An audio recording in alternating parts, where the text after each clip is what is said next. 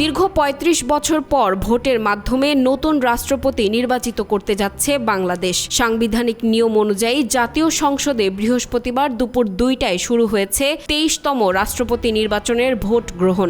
চলবে বিকেল ৫টা পর্যন্ত। রাষ্ট্রপতি নির্বাচনে এবার প্রতিদ্বন্দ্বিতা করছেন বিএনপি মনোনীত প্রার্থী মির্জা ফখরুল ইসলাম আলমগীর এবং জামাতে ইসলামীর নেতৃত্বাধীন ১১ দলীয় ঐক্য মনোনীত কর্নেল অলি আহমেদ বীর বিক্রম।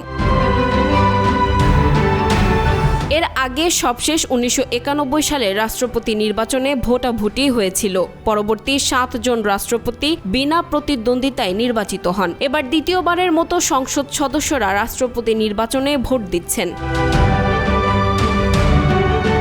ভোট গ্রহণ শেষে সংসদ ভবনে বেসরকারিভাবে ফল ঘোষণা করবেন প্রধান নির্বাচন কমিশনার সিসি-AM নাসির উদ্দিন। পরে গেজেট প্রকাশের পর বঙ্গভবনে নবনির্বাচিত রাষ্ট্রপতির শপথ নেয়ার কথা রয়েছে।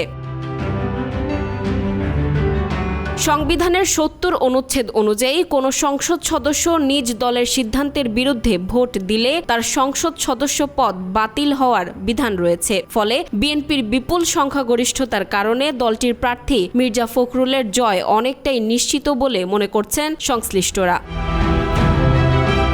সামিরা বাঁধন, আয়না টেলিভিশন, ঢাকা।